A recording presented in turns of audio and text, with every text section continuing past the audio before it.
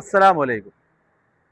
ഇന്ന് നമ്മുടെ ഇടയിൽ ധാരാളം ഇസ്ലാമിക വിരുദ്ധമായ കാര്യങ്ങൾ ഇസ്ലാമിൻ്റെ ചട്ടക്കൂടിനുള്ളിലാക്കാൻ വേണ്ടി ശ്രമിക്കുന്നുണ്ട്. അത്തരത്തിലുള്ള ഒരു സംഗതിയാണ് വിവാഹം ചെയ്യാൻ പോകുന്ന വധുവിൻ്റെയും വരൻ്റെയും സേവ് ദ ഡേറ്റ് പ്രോഗ്രാമുകൾ. യഥാർത്ഥത്തിൽ രക്ഷിതാക്കൾ എത്രയോ വലിയ ഹറാമുകളിലേക്കാണ് ഈ മക്കളെ പറഞ്ഞു വിടുന്നത്. വിവാഹം കഴിക്കാൻ പോകുന്നു, അവർ നിക്കാഹിൻ്റെ വാചകങ്ങൾ പറയുന്നത് വരെ അവർ രണ്ടുപേരും അന്യപുരുഷന്മാരാണ്.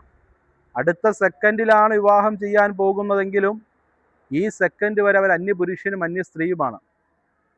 തൻ്റെ മകൾക്ക് വേണ്ടി കണ്ടെത്തിയ പുതിയാപ്പിളയുടെ കയ്യിലേക്ക് ഒരു ലജ്ജയുമില്ലാതെ റിസോർട്ടുകളിൽ, പുഴകളുടെ തീരങ്ങളിൽ, മനോഹരമായ പ്രദേശങ്ങളിലൊക്കെയും പറഞ്ഞങ്ങ് വിടുകയാണ്. കൂടെ മാതാപിതാക്കളും പോകുന്നു.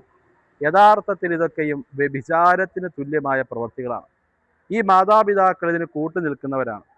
പരിശുദ്ധ റസൂൽ സല്ലല്ലാഹു അലൈഹി വസല്ലം തങ്ങൾ ഈ മക്കളുടെ ജീവിതത്തിൽ എന്ത് ബർക്കത്ത് നൽകും. പലപ്പോഴും മക്കൾക്ക് കുഞ്ഞുങ്ങളുണ്ടായില്ല എന്ന് പരിതപിക്കുന്നവരുണ്ട്. അവർ ചിന്തിക്കണം, എൻ്റെ മക്കളെ ഇത്തരം വ്യഭിചാരങ്ങളിലേക്ക് ഞാൻ തുടക്കത്തിൽ പറഞ്ഞു വിട്ടിരുന്നു. വിവാഹ ദിവസം ഇത്രയും ആർഭാടങ്ങളുടെ ഹറാമുകൾ കലർത്തിയിരുന്നു. ഇതൊക്കെയും ചെയ്തിട്ട് പിന്നീട് മക്കൾക്ക് ജീവിതത്തിൽ അനുഗ്രഹങ്ങളില്ല എന്ന് പറയുന്നതിൽ എന്താണ് കാര്യമുള്ളത്? ഹറാമിലൂടെയുള്ള ബന്ധങ്ങളിൽ അള്ളാഹു ഒരു ബർക്കത്തും കൊടുക്കൂല.